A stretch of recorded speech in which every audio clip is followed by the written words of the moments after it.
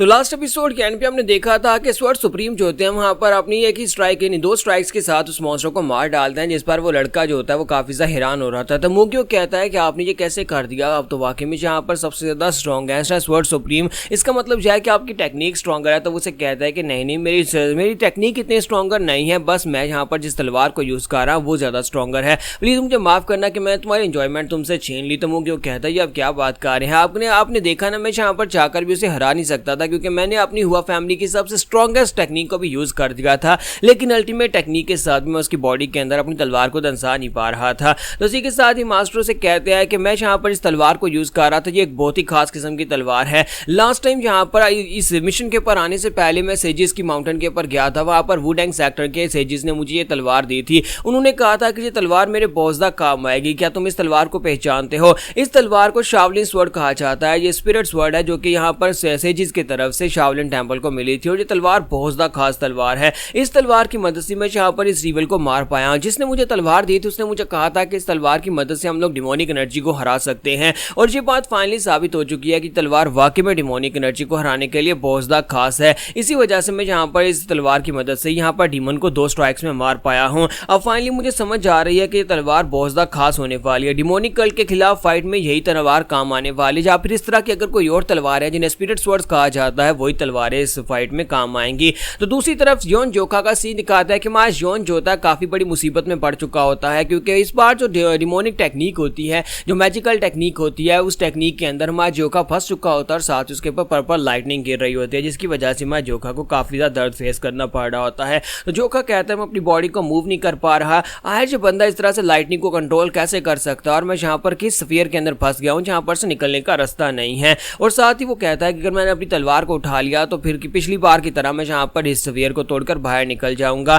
तो जोखा अपनी तलवार को उठाने की कोशिश करता है लेकिन कुछ गड़बड़ होती है, वो अपनी तलवार को भी उठा नहीं पा रहा होता है। तो हमारा डीमन से कहता है कि तुम्हें क्यों लगता है कि तुम यहाँ पर तलवार को उठा पाओगे? मेरे सामने अब यहाँ पर तुम कुछ नहीं कर सकते, जब तक तुम इस स्फीयर के अंदर ट्रैप हो तब तक तुम यहाँ पर मेरी ऑर्डर्स के मुताबिक ही चलने वाले हो। तो इसी के साथ ही वो से कहता है कि तुम चाहे यहाँ पर जितनी मर्जी कोशिश करके देख लो लेकिन इसके अंदर से निकल पाना नामुमकिन है। तो जोखा उसे कहता है बकवास बंद करो, मैं पहले भी यहाँ पर इसके अंदर से निकला हूँ और फिर से यहाँ से निकलूंगा और इस बार मैं यहाँ पर तुम्हारा सर काटूंगा। तो गाय उसे कहता है कि मुझे लगता है कि यहाँ पर तुम्हें समझ नहीं आ रही कि इस वक्त तुम्हारे साथ क्या होने वाला है, क्योंकि तुम इस वक्त जिस स्फीयर के अंदर फंसे हुए हो ये पिछले वाले स्फीयर के जैसा तो बिल्कुल भी नहीं है। तुम सिर्फ और सिर्फ यहाँ पर बातें कर सकते हो क्योंकि इस वक्त यहाँ पर स्फीयर के अंदर से निकल पाना तुम्हारे लिए बिल्कुल नामुमकिन है और इस स्फीयर को सिर्फ बाहर से ही तोड़ा जा सकता है, अंदर से नहीं तोड़ा जा सकता। और साथ ही उसे कहता है कि सबसे पहले तो मैं यहाँ पर तुम्हारी जुबान काटूंगा ताकि तुम यहाँ पर और ज्यादा बातें ना कर सको। और साथ ही उसे कहता है कि अब मैं यहाँ पर तुम्हारे लाइफ स्पैन को रिड्यूस करने वाला हूँ, चलो यहाँ पर तुम्हारे लिए एक गिफ्ट देता हूँ। और साथ ही वहां पर पीछे से अपनी एनर्जी के साथ अटैक करता है तो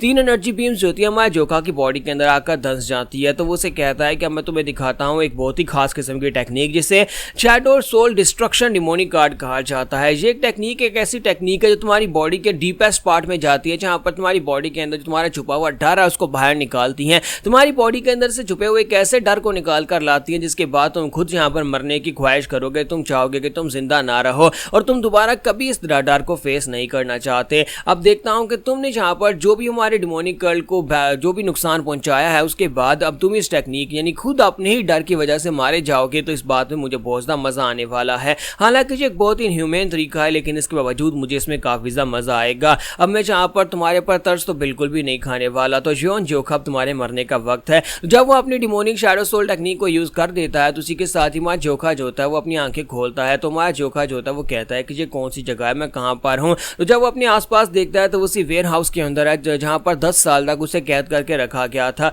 तो जोखा कहता है कि ये क्या, ये तो वही वेयर हाउस है जहां पर मैंने ट्रेनिंग की थी, जहां पर 10 साल के लिए मैं कोल्ड स्टोरेज के अंदर बंद था। तो मां जोखा जो होता है फिर से वहां पर अपनी स्टिक उठाकर खड़ा हो जाता है और कहता है कि मैं जहां पर ट्रेनिंग करते वक्त सो तो नहीं गया था, लगता है कि मैं सो गया था। और वो जाकर आईने के सामने खड़ा हो जाता है और कहता है कि आईने कहां पर हो?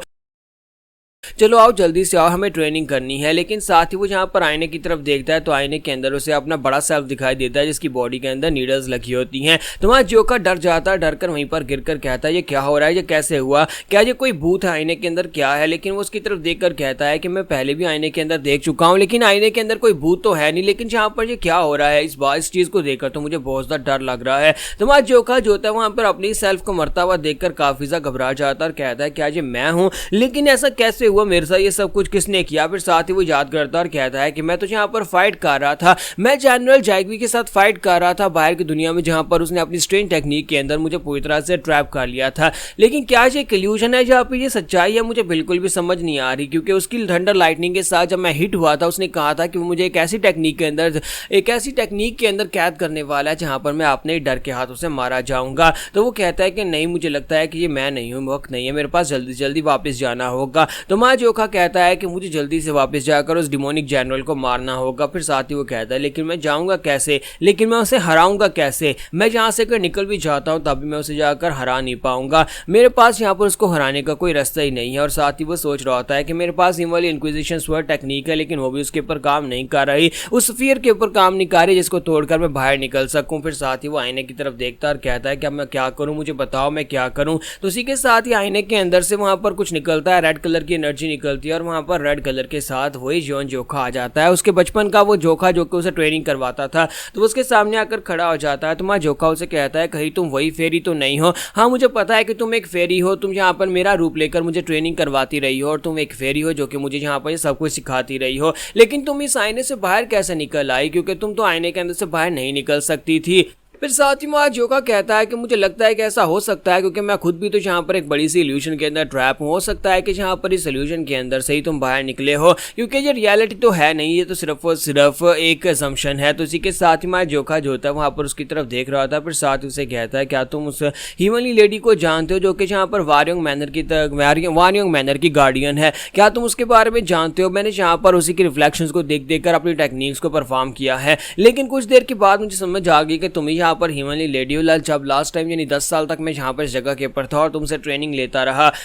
जोका उसे कहता है कि हीवनली लेडी मैं यहाँ पर 10 साल तक तुम्हारी वजह से जिंदा रहा, क्योंकि मेरे पास यहाँ पर जिंदा रहने की कोई वजह नहीं थी, ना तो मुझे प्रॉपरली खाने को मिल रहा था। इसके बावजूद मैं यहाँ पर जो ट्रेनिंग तुम मुझे देती थी उस एनर्जी बूस्ट की वजह से मैंने अपने आप को जिंदा रखा था, वरना मैं तो कब का मर चुका होता। मैं यहाँ पर तुम्हारी वजह से जिंदा हूँ, तुम्हारा बहुत बहुत शुक्रिया, तुमने यहाँ पर मुझे जिंदा रहने की उम्मीद दी, तुम्हारी वजह से मैं यहाँ पर से बाहर निकल पाया था। तुम्हारा जोका उसे कहता है लेकिन मुझे लगता है कि अफसोस के चाहे यहाँ पर कितना ही टाइम क्यों ना गुजर जाए, लेकिन एंड के ऊपर सिर्फ और सिर्फ मैं एक डरा हुआ बच्चा हूं जिसकी जिंदगी में जहां पर मर जाना ही लिखा हुआ है, उसे शायद यहां पर पैदा ही नहीं होना चाहिए था। मुझे लगता है कि मेरी किस्मत में यही लिखा हुआ है और मैं यहां पर जबरदस्ती अपनी किस्मत बनाने की कोशिश कर रहा हूं। तो इसी के साथ ही मैं जोका वहां पर कहना शुरू कर देता है कि मैं डरा हुआ हूं, जबकि दूसरा लड़का उसे कहता है कि तुम्हें यहां पर डरने की जरूरत नहीं है, तुम्हें बस यहां पर फाइट करते रहना होगा। तो जोका कहता है लेकिन मैं यहां पर गिव अप करना चाहता हूं, मैं फाइट नहीं करना चाहता, मुझे और ज्यादा फाइट नहीं करनी, मेरे पास यहां पर फाइट करने के लिए कोई वजह है, मेरे पास तो कोई वजह है ही नहीं। तो इसी के साथ ही वो लड़का जो होता है, जो कि दूसरा जोखा होता है, वो हंसना शुरू कर देता है, डेविली स्माइल देता है और कहता है लगता है कि मेरा काम बन रहा है, ये लड़का यहाँ पर गिव अप कर रहा है, अगर इस लड़के ने ऐसे गिव अप कर दिया तो ये खुद ही यहाँ पर अपनी जान ले लेगा और मुझे कुछ करने की जरूरत नहीं पड़ेगी। तो यहाँ पर हमारी एपिसोड 151 का एंड करेंगे और नेक्स्ट एपिसोड में देखेंगे क्या हमारा जोखा इस फेयर के अंदर से बाहर निकल पाएगा या नहीं।